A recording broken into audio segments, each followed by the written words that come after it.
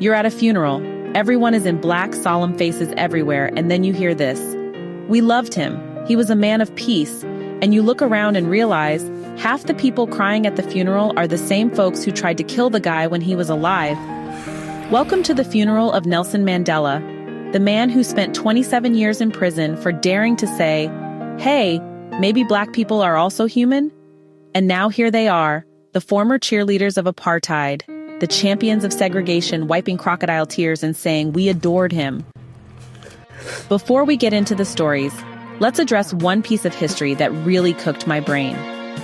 Mandela, yes, the same Mandela the world now calls a saint, was on America's terrorist list until 2008. 2008, that's 14 years after he left power, and 1 year before Obama entered the White House. So when I hear politicians at his funeral talking about love and peace, all I can say is, the audacity! Anyway, let's leave the hypocrisy for another day because today, we're diving into the stories of a country that lived through that madness.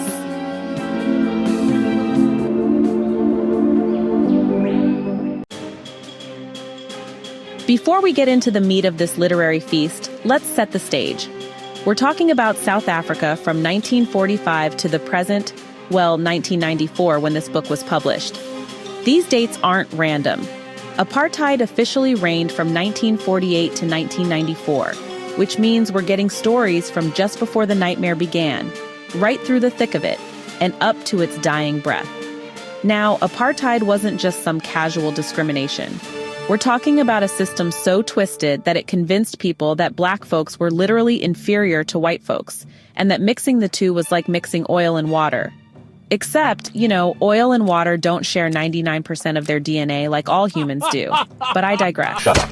What makes this anthology special is that it gives us 22 different windows into this madness, mostly from an apolitical or subtly political perspective.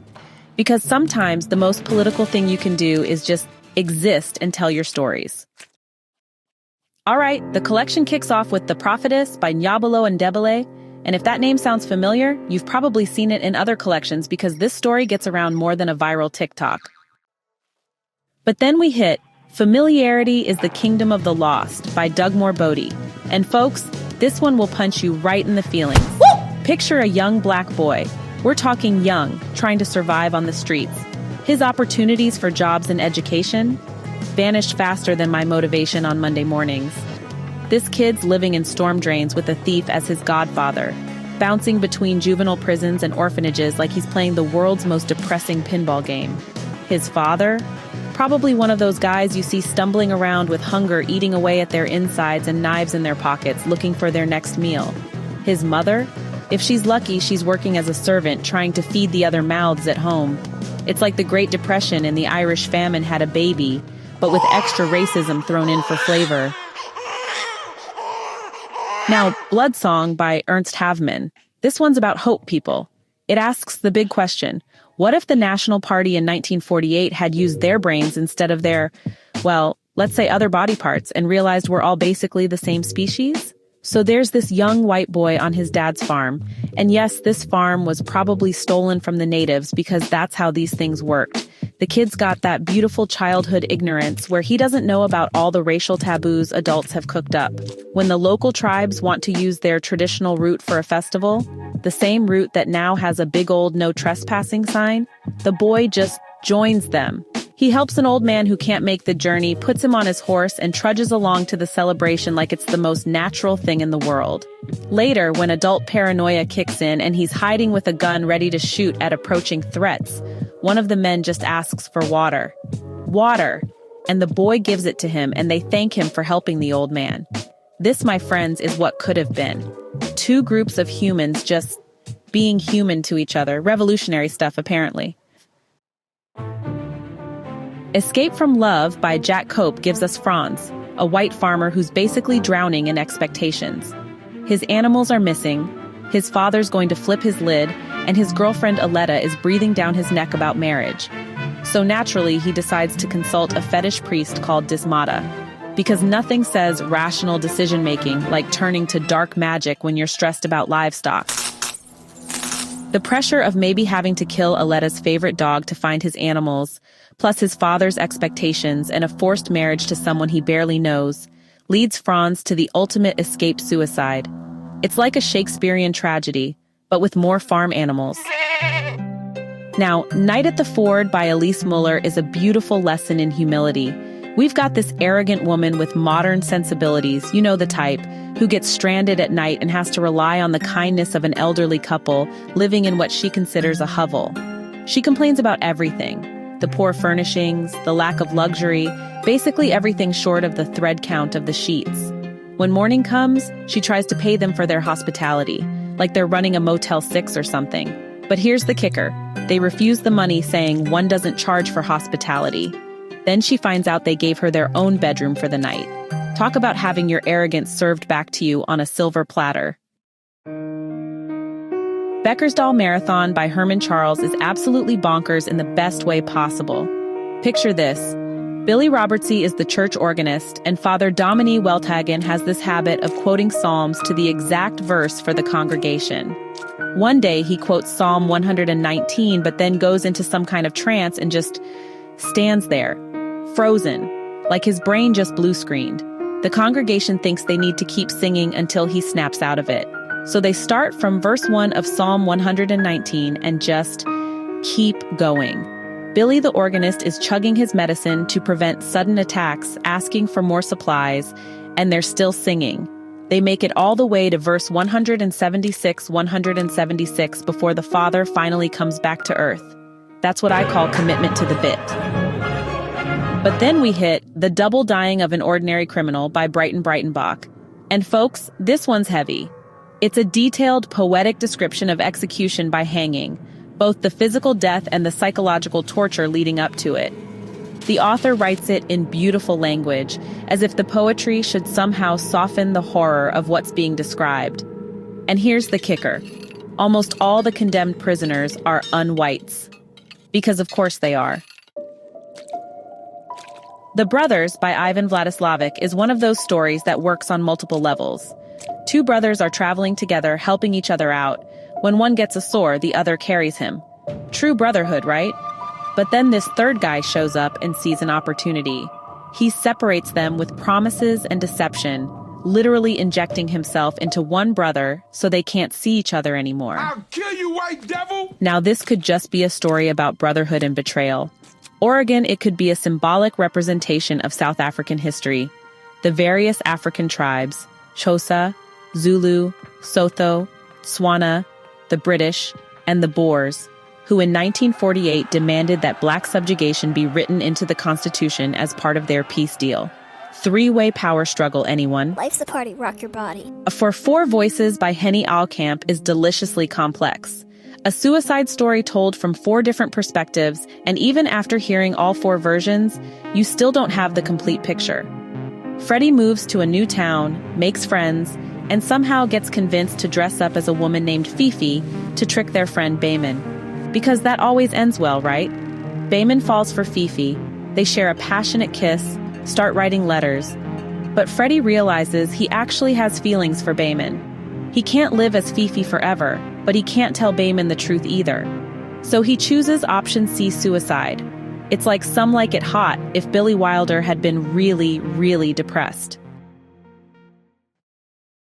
Mad Dog by Etienne van Heerden follows a black family fleeing famine and drought, terrified of a rabid dog that seems to be following them. But plot twist, the mad dog turns out to be the spirit of the uncle, leading them to safety and food. It's like having the world's most unconventional GPS system. Wow. Yeah. The desolation of the land mirrors the desolation in black lives under apartheid. They're trudging around looking for work that doesn't exist because of the drought, hunted by both white folks and wild animals. Death is basically their shadow at this point. I Take Back My Country by Bardo Smit gives us a black artist who's literally trying to reclaim his homeland one painting at a time. Sylvain is starving, his mother too, but he won't sell his paintings. They're not just art to him, they're memories, pieces of his country before it gets swallowed up by glass and concrete development. You know, an art aficionado just can't quite grasp the meaning behind his work at first, but eventually they become friends. Still, Sylvain's mission never changes. he is determined to reclaim his country through art. Because sometimes, honestly, the pen or, well, in this case, the brush, really is mightier than the sword. Now let's talk about psychological warfare and karma. These themes run deep, weaving through the stories, showing us how actions and intentions can come back around in the most unexpected ways. The Suit by Kanthemba is psychological warfare at its finest. So, a man finds his wife in bed with another man, but instead of, exploding in rage, he decides that the suit the guy left behind in his hasty escape should actually become part of the family. He makes his wife treat the suit like a guest, serve it food, bathe it, the works. At first, she thinks she can handle this weird punishment. I mean, it's just a suit, right? But then, when he insists on introducing the guest of honor at a party in front of all her friends, the psychological torture really reaches peak cruelty. When someone asks why he's insisting the suit be served, he just kind of carelessly swung his head towards Matilda and says, "You should ask my wife. She knows the fellow best." The suit, it becomes an instrument of torture that ultimately kills her.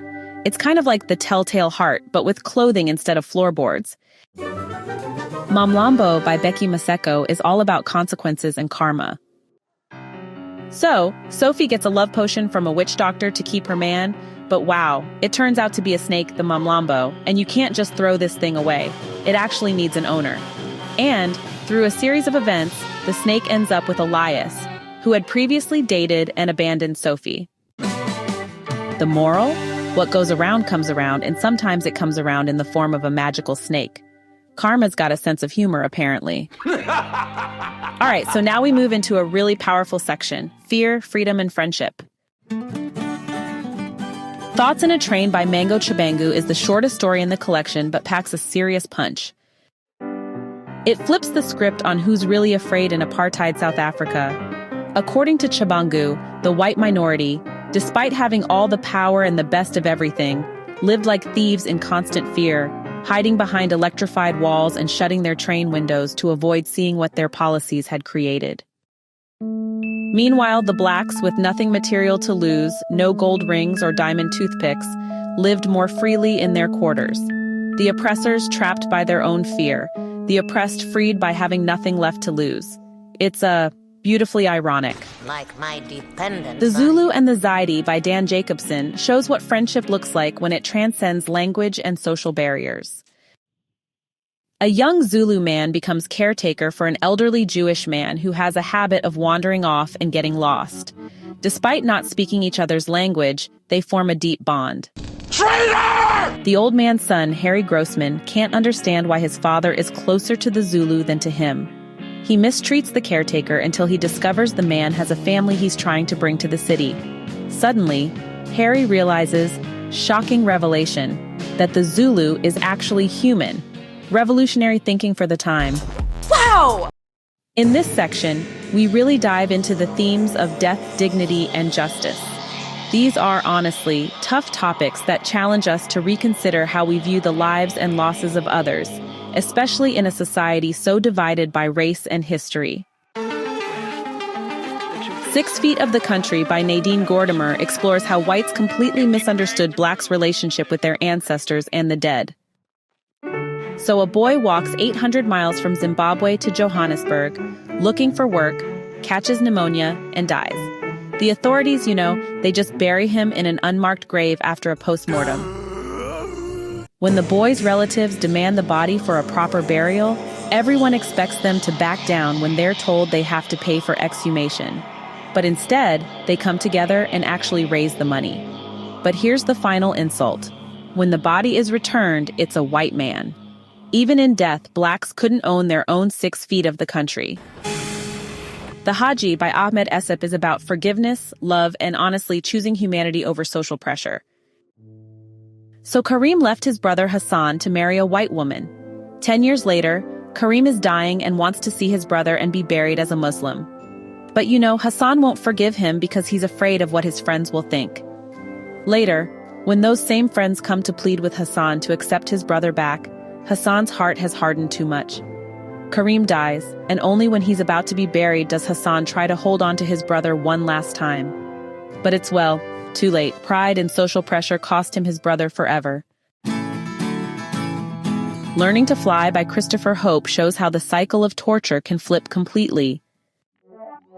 Colonel Window Jumpin' Dupree's, and yes, that's actually his nickname because his victims kept jumping to their deaths through windows, was apartheid's go-to torturer. He'd torture people for information, then encourage them to do the right thing by jumping to their deaths. But then he meets Jake Mfulele, who not only withstands Dupree's tactics but turns the tables and causes Dupree's to commit suicide by hanging. I've never been more shocked. After apartheid falls, guess who becomes the new interrogation chief? Colonel Jake Danson Mfulele. And they add "thank God" after his name because he's such a strong man. The tortured becomes the torturer. The cycle continues, just with different faces. Damn. A Life for a Life by Alan Paton gives us a classic tale of scapegoating and revenge. When a white farmer gets killed, his senior headman Enoch Marman becomes the prime suspect simply because he was the only one brave enough to argue with the boss and show no fear. Detective Robertsy knows what needs to be done for justice. Enoch gets picked up for questioning, ends up mysteriously dead from an accidental fall, and gets buried the same day. Robertsy conveniently goes on leave. Sarah Marman, Enoch's wife, knows exactly what happened but can't do anything about it. She gets 3 days to pack up and leave for the new headman.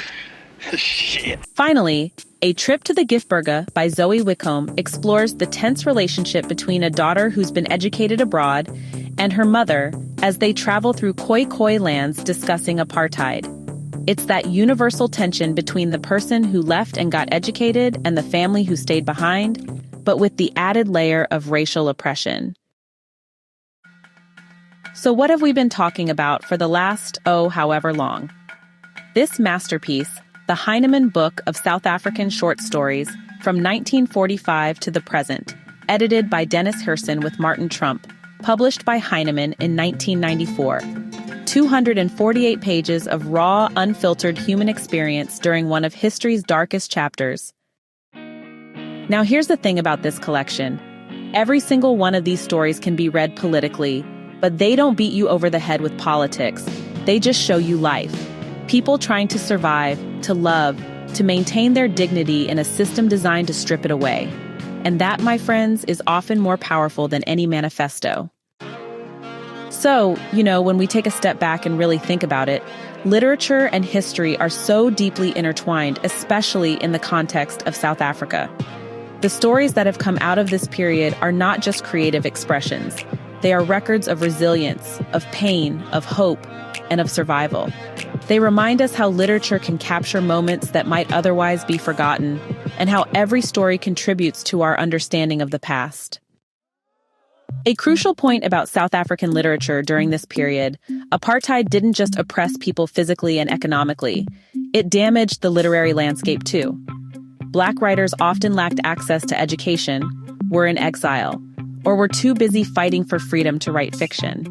Those who did write mostly produced short pieces, articles, speeches, manifestos. This is why collections like this are so important. They're not just literature. They're historical documents. They're voices that might otherwise have been lost.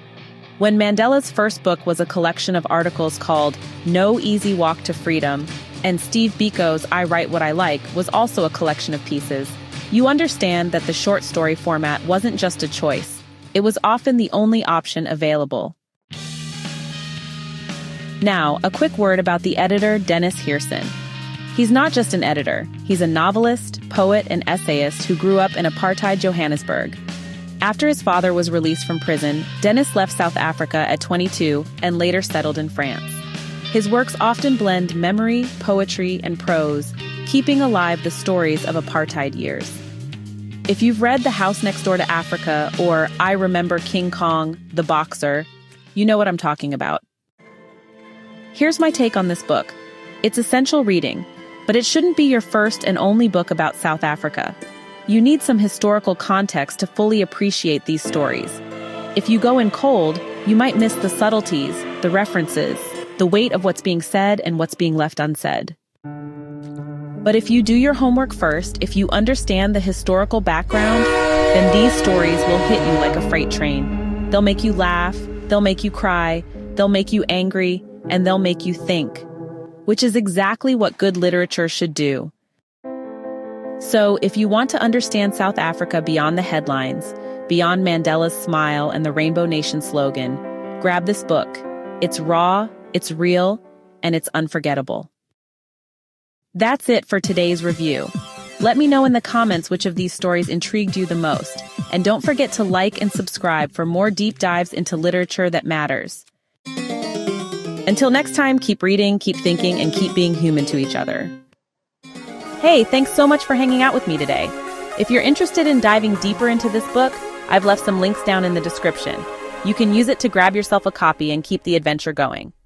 And if you're in the mood for more great reads, don't go just yet. Click on one of the videos popping up right now that I think you'll love. And don't forget to give this review a like, leave a comment, or even subscribe if you'd like to see more.